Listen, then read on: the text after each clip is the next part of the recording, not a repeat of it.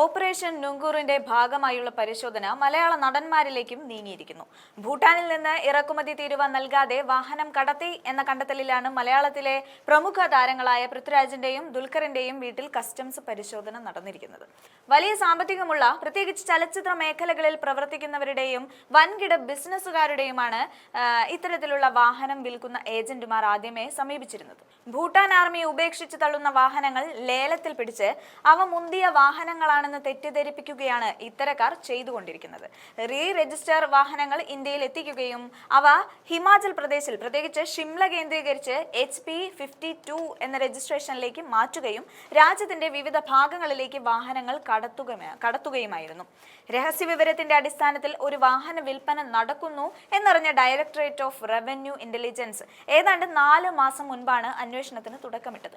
ഏതാണ്ട് 200ഓളം വാഹനങ്ങൾ ഭൂട്ടാനിൽ നിന്ന് ഇന്ത്യയിൽ എത്തിച്ച് വിൽപ്പന നടത്തിയതായും ഇതിൽ 50 എണ്ണം കേരളത്തിൽ വിറ്റഴിച്ചുവെന്നുമുള്ള കണ്ടെത്തലിന്റെ അടിസ്ഥാനത്തിൽ DRI ഉദ്യോഗസ്ഥർ സംസ്ഥാനത്തെ മോട്ടോർ വാഹന വകുപ്പിനെ കാര്യം അറിയിക്കുകയായിരുന്നു. വാഹനങ്ങളോട് ക്രേസുള്ള താരങ്ങൾ നിയമക്കുരുക്കുകളൊക്കെ അറിഞ്ഞിട്ടാണോ വാഹനങ്ങൾ വാങ്ങിക്കൂട്ടിയതെന്നത് ചോദ്യചിഹ്നമാണ്. ഇതെല്ലാം കള്ളക്കടത്ത് വാഹനങ്ങൾ തന്നെയെന്ന് സ്ഥിരീകരണമാണ് കസ്റ്റംസ് നൽകിയിരിക്കുന്നത്. വിദേശ രാജ്യങ്ങളിൽ നിന്ന് സെക്കൻഡ് വാഹനങ്ങൾ ഇന്ത്യയിലേക്ക് കൊണ്ടുവരാൻ സാധിക്കില്ലെന്നതും പ്രമുഖ നടന്മാർക്ക് അറിയില്ലേ എന്നത് അത്ഭുതകരമാണ്. ഇതിന്റെ മുഖ്യ കണ്ണികൾ ആരെന്നത് കസ്റ്റംസ് ഏതാണ്ട് മനസ്സിലാക്കി കഴിഞ്ഞിട്ടുണ്ട്.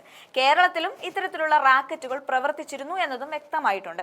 20 ലക്ഷം രൂപയ്ക്കൊക്കെ ലഭിക്കുന്ന വാഹനങ്ങളാണ് ഇത്തരത്തിൽ ഇടത്തരക്കാർ കോടികൾക്ക് മറിച്ചു വിറ്റിരിക്കുന്നത്. സിനിമയിലടക്കം ഈ വാഹനങ്ങൾ ഉപയോഗിച്ചതായും വിവരമുണ്ട്. ഇത്തരക്കാർ വാഹനപ്രേമികളെ കണ്ടെത്തി വലയിൽ വീഴ്ത്തുകയായിരുന്നോ അതെയോ ഇതിനു പിന്നിൽ മറ്റെന്തെങ്കിലും വ്യക്തികളുടെ സാന്നിധ്യമുണ്ടോ എന്നതും സംശയകരമാണ്. തിരുവനന്തപുരത്തടക്കം ഈ വാഹനങ്ങൾ റീ രജിസ്റ്റർ ചെയ്തിട്ടുമുണ്ട്. രജിസ്ട്രേഷൻ എങ്ങനെ കിട്ടിയെന്നതടക്കം സംശയകരമായിരിക്കെ നമ്മുടെ മോട്ടോർ വാഹന വകുപ്പ് അടക്കം പ്രതിക്കൂട്ടിലാകുമോ എന്നതും സംശയകരമാണ്. വ്യാജരേഖ ചമച്ചുവെന്നതിലും ഇത്തരത്തിൽ സംശയം ഉന്നയിക്കുന്നുണ്ട്. ദുൽഖറിന്റെ വസതിയിൽ നിന്ന് ഏതാണ്ട് 2 വാഹനങ്ങളാണ് ഇതിനോടകം പിടിച്ചെടുത്തിരിക്കുന്നത്.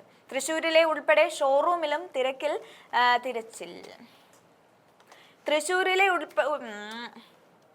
തൃശൂരിലെ ഉൾപ്പെടെ ഷോറൂമിലും തിരച്ചിൽ പുരോഗമിക്കുകയാണ്.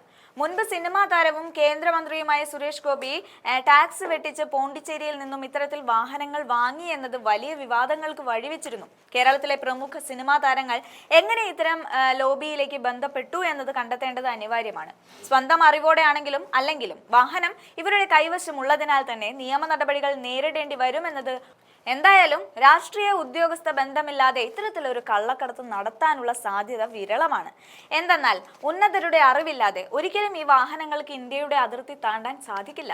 എന്തായാലും 30-ലധികം ഇടങ്ങളിൽ നടക്കുന്ന തിരച്ചിലിൽ യാഥാർത്ഥ്യങ്ങളുടെ ചുരുൾ അഴിയും.